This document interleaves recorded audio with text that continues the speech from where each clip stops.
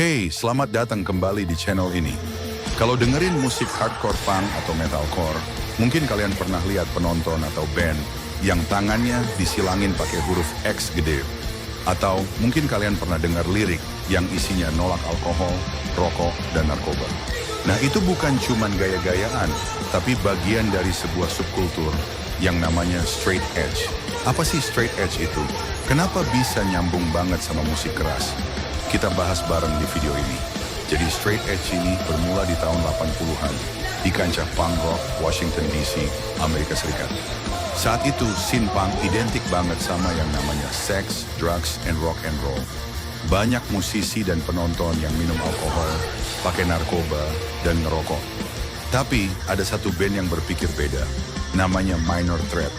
Vokalisnya Ian MacKaye bener-bener nggak setuju sama gaya hidup itu. Dia ngerasa itu cuma cara lain buat ngendalin diri sendiri. Di tahun 1981, Minor Threat merilis lagu berjudul Straight Edge. Liriknya simple tapi powerful. I'm a person just like you, but I've got better things to do than sit around and smoke some dope, cause I know I can't be a pope. I've got a straight edge, a straight edge. Nah, lagu ini langsung jadi anthem buat anak-anak punk yang juga ngerasa risih sama gaya hidup hedonis di sekitar mereka. Mereka memutuskan untuk nggak minum alkohol, nggak ngerokok, dan nggak pakai narkoba. Mereka ingin punya kendali penuh atas pikiran dan tubuh mereka sendiri. Simbol X di tangan itu awalnya muncul di venue-venue musik sebagai tanda buat anak-anak di bawah umur kalau mereka nggak boleh dikasih minuman beralkohol. Tapi lama-lama simbol itu diadopsi sama para pengikut straight edge sebagai identitas mereka. Seiring waktu, straight edge berkembang lebih dari sekadar nggak minum atau ngerokok. Inti dari straight edge adalah disiplin diri, kesadaran, dan penolakan terhadap hal-hal yang bisa merusak diri. Beberapa pengikut straight edge bahkan memperluas prinsip ini dengan nggak makan daging, vegetarian atau vegan, dan nggak melakukan seks bebas. Meskipun prinsipnya sama, straight edge itu bukan dogma yang kaku, melainkan pilihan personal. Enggak semua orang straight edge itu sama. Ada yang santai aja, ada juga yang lebih militan dan vokal tentang gaya hidup mereka. Nah, straight edge ini juga punya pengaruh besar di genre musik lain selain hardcore punk. Band-band metalcore di tahun 2000-an banyak yang mengadopsi straight edge. Kalian bisa lihat dari lirik-lirik mereka yang menolak penyalahgunaan obat-obatan dan alkohol. Contoh band-band metalcore yang straight edge antara lain Earth Crisis, Throwdown, dan Stick to Your Guns. Terus, apa dampaknya straight edge di dunia musik?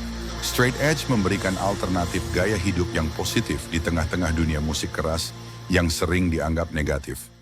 Komunitas ini fokus ke persahabatan, persatuan, dan kejelasan pikiran. Mereka membuktikan kalau kamu bisa menikmati musik keras tanpa harus mabuk atau teler. Tapi straight edge juga nggak lepas dari kontroversi. Ada masa di mana beberapa pengikutnya jadi terlalu ekstrim atau militan.